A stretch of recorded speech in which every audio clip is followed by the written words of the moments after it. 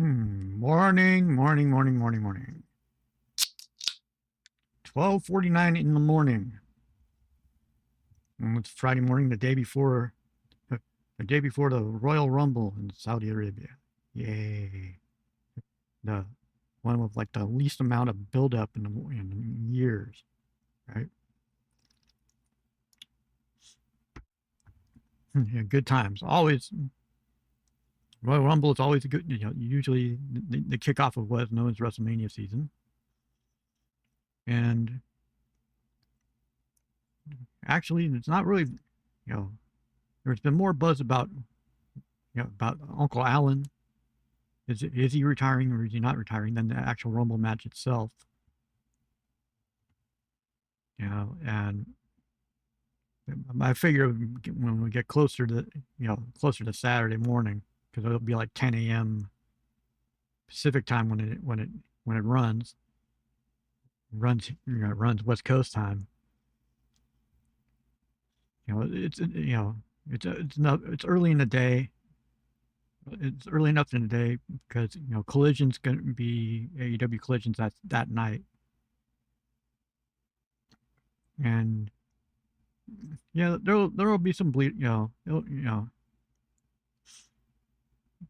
Will Collision be as well received? Yeah, as what in terms of audience wise,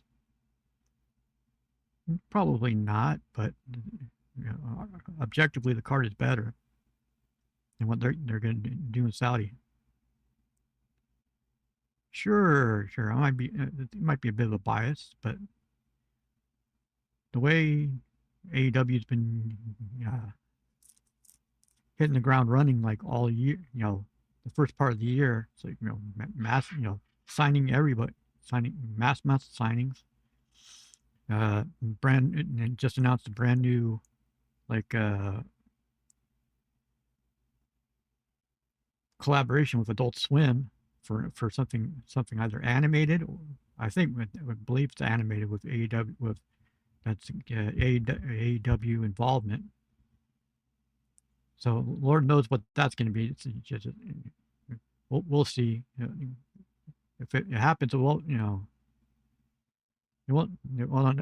probably announce it like a Comic Con by the time Comic Con San Diego in July.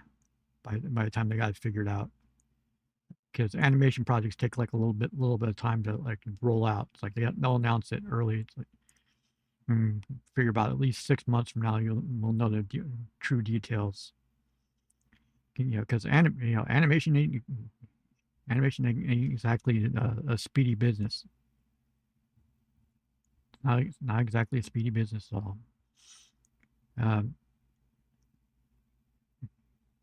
Well, by the way, welcome to episode 27, by the way, of the $9 podcast on the TalkNShop Patreon. I am the moderator of the Falcon's Nest, which is the name that's been bestowed upon the chat room of said Patreon. Why is it called the Falcon's Nest? Oh, long story. Long story. It involves gallows and drinking. I'll leave it at that.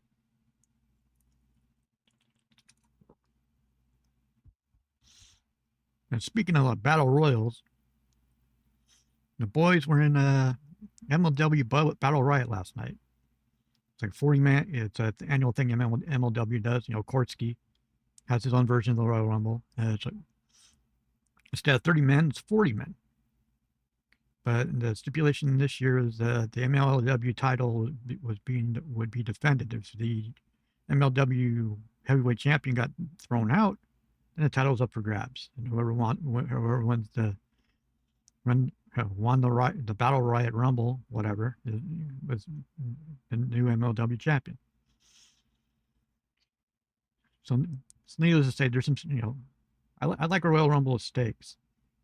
There was one time that, there's been a couple WWE Royal Rumbles where it's like where the title was on the line in the match, and it there was a sense of urgency. But in the past couple of years, the only main highlight of the Royal Rumble is like, okay, how is Kofi Kingston gonna get back in the ring? What kind of creative ways are you gonna do it now? It's like, you know, it comes apart. It's like, okay, you're beating a dead horse here. Let's try something new, perhaps. I don't know. Yeah, what do I know? It's like, so the show itself for MLW Battle Riot will be premiering on their YouTube in about 7 days. Be streaming there. It's like, but as the Falcons Nest knows by now, I was able to do like a running play-by-play of it. Checking tweets as it was happening. So giving them the order of the people coming in. It's like Cross went in at number 1. Spoilers. In the Shawn Michaels position, it's LG came in at number 4. Machine Gun politicked a little.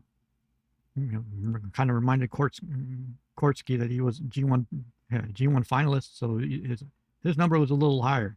So he ended up being number 28.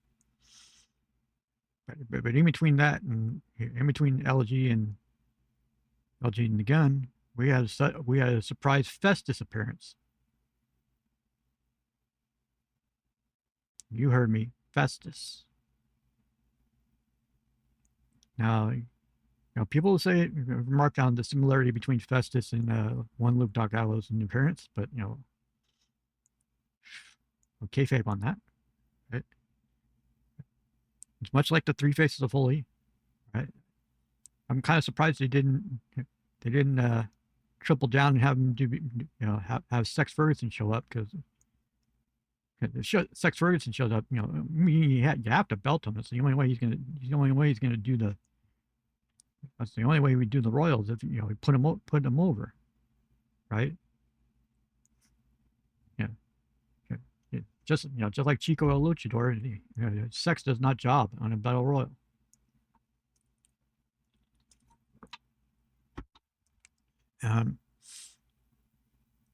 It's an interesting weekend coming up. They keep harping on there's going to be surprises at the Rumble. Of course, they're going to say there's going to be surprises at the Rumble. But it's gotten to the point where it's like a lot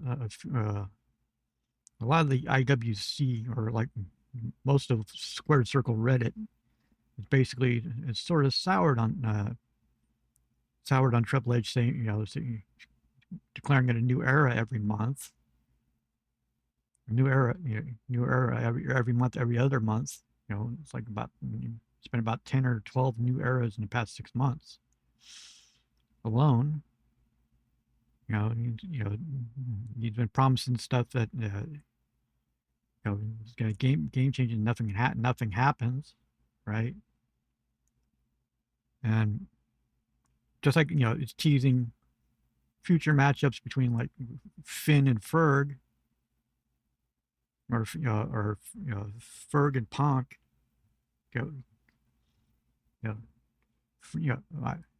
Some people have been speculating that Ferg's contract's coming up again. That's why he's starting to get the push again.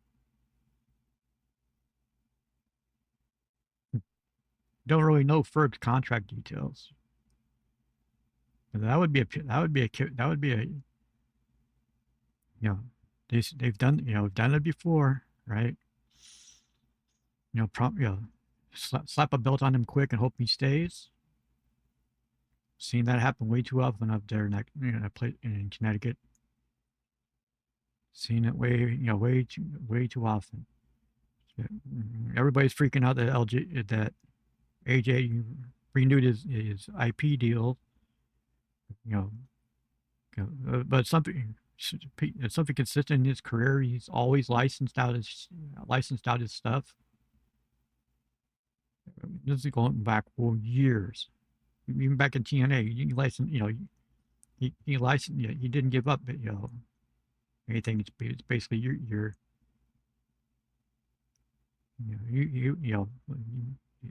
it's in a partnership. It's like, but I still own my, me. Yeah, it's like, which is a savvy, very savvy, one of the few wrestlers that are very savvy about that type of thing. He's always been like that, and you know, now people are you know, people are speculating because the last couple promos AJ Uncle Allen had, he's mentioned it's my and they're starting to mention on commentary. First, it was like he's retiring from wrestling. Now it's retiring from WWE. Aha, which means Uncle Allen will be will be hitting the merch tables with the hoots pretty soon.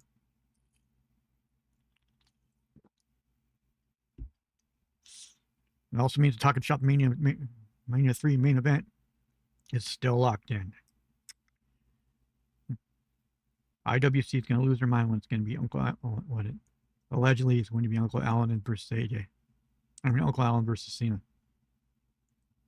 They'll lose their goddamn minds. It's like how these bastards can pull this off? Because they're the boys. Because they're the boys. That's why. You know, Cena, I can 100% see him on TalkNShop Mania 3 because the man has a sense of humor. I mean, he was a Southpaw Wrestling for a reason, right? So I can totally see that happening. Well, this is me being speculating boy. And speaking of speculating, AEW, the whole title picture right now in AEW, holy fuck! You want to talk about a pack of wolves? If you want to build up a champion, what a gauntlet for MJF to run through. And now the 6 guys chasing him right now. Build him up. It's a great way to cement a great championship legacy to go through that murderer's row, right? If you can, it could be career defining. Actually, that's good. It's great. They're actually set pay-per-view wise for at least the next year. You still have Osprey coming back. Now you got the Psycho Killer, Tommaso Ciampa, finally in AEW. Ciampa's a badass.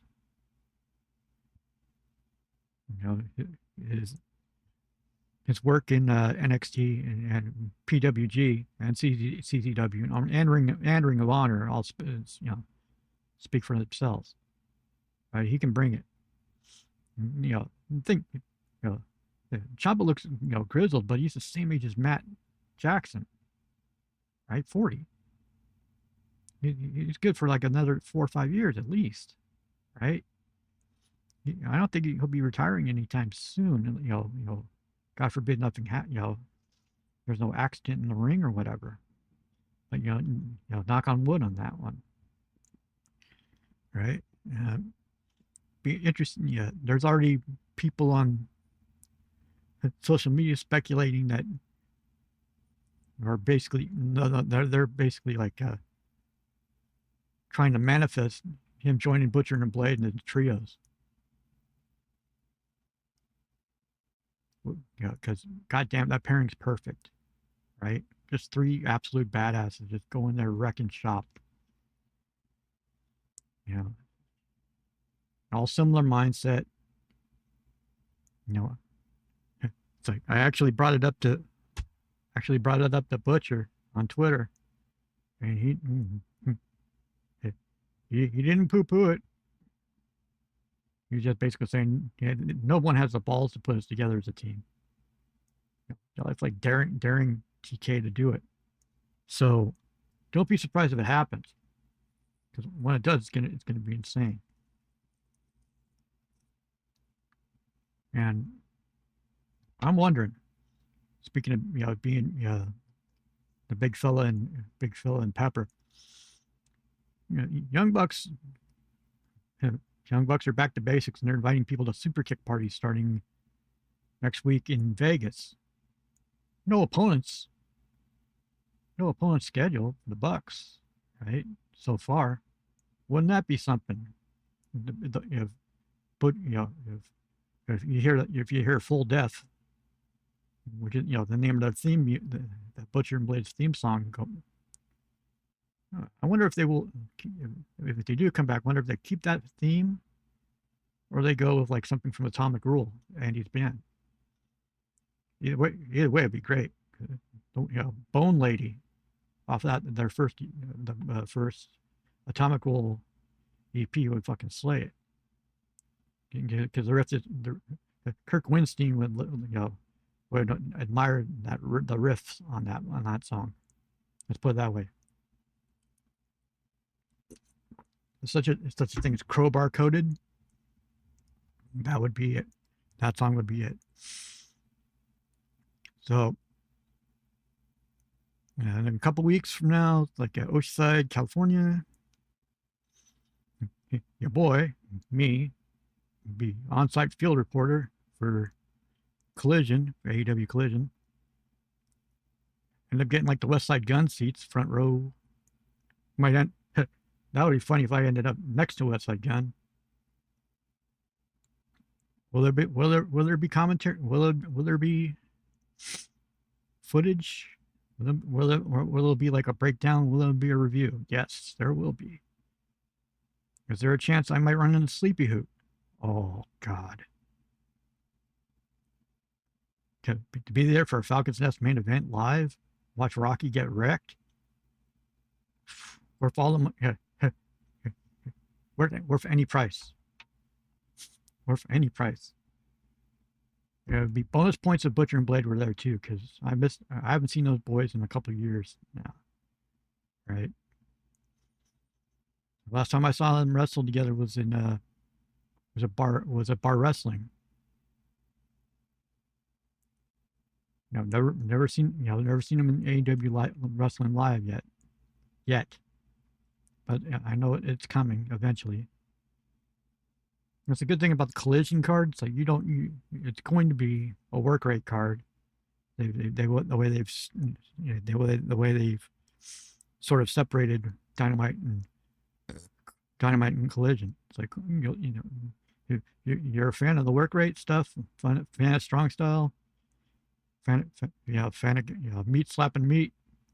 Point meat slapping meat. Collision is your show. Collision is your show.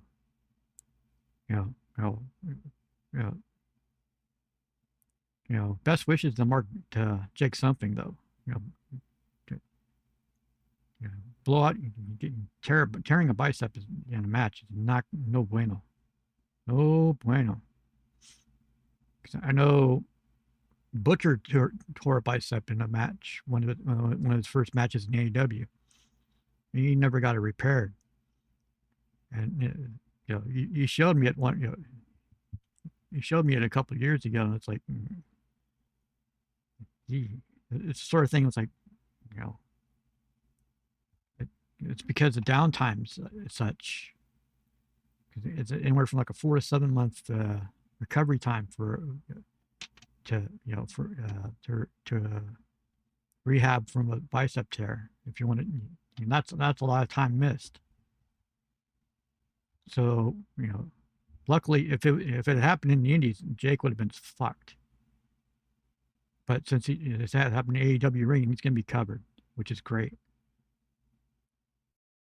Just take his time to rehab it. Take his time to rehab. And it's it's going to be an interesting next couple months. Leading up to the WrestleMania season, you got the Hooch dance card keeps filling up, and they keep going everywhere. They'll be in Japan in a couple weeks. They'll be all over Europe. It's sort of like the WWE old school travel schedule. Only they're going to be working for a lot more companies, right? You know, sure the updates, the machine gun morning radios will be like, here and there, right? But that's okay. I'm here to hold down. I'm holding down the fort as always. So it's sort of underappreciated in a way, but somebody has to be consistent, right?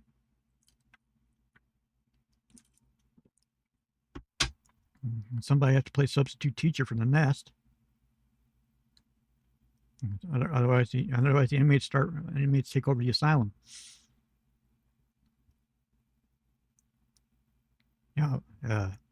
And very important news though. TalkNShop podcast, the actual, you know, the moneymaker is now the official moneymaker for this place is finally on Believe Podcast Network, and they actually have sponsors lined up, and they're going to have to do ad reads for the first time ever, which is as a longtime fan coming from the days of TDH, where they would make up their own ads, just they're fueled by a lot of strong zeros, but there's that's where the ads from like Dad's for Real came in. It's because hey, we can't get in sponsors, so let's make up one, right? And allegedly make up one. Yeah, it's legit. Trust me. Yeah. I floated the idea out to the gun to have the Falcon's Nest members of the Falcon's Nest community actually do some of the ad reads, sort of like grow the brand basically. Introduce like the general public to the rest of the degenerates in the site. A little bit at a time. Okay, it could be a foolish idea because I know the mindset of some of the degenerates in here. It's like, yeah, you just have to like ride herd over and go, hey, look, no, you can't say that if you don't want to get the boys canceled week 1, crying out loud. No matter how funny how funny it is to us, it might not be funny to everybody else, right? You have to look at it like that. Because it's a niche. It's a niche podcast, and you're trying to. A lot of people are listening to it the first time. They're not going to know any of the in jokes. They're not going to know any of the backstory, and you just have to hope they have a sense of humor about the whole thing, and not take things extremely personal when it comes to the jokes, especially if it devolves into Slapplebeast stuff, right? People are gonna lose their mind. I kind of hope, considering I'm like the only other podcast that's consistent on here, I hope for everybody else to now that they've got like a deal, everybody else to start stepping up their podcast game. But, so the gun can go to the powers that be to believe and go, hey, hey, check these guys out, and if we and help might try elevate people, elevate people in the nest, and like to become like constant contributors. It's a rising tide and all that shit.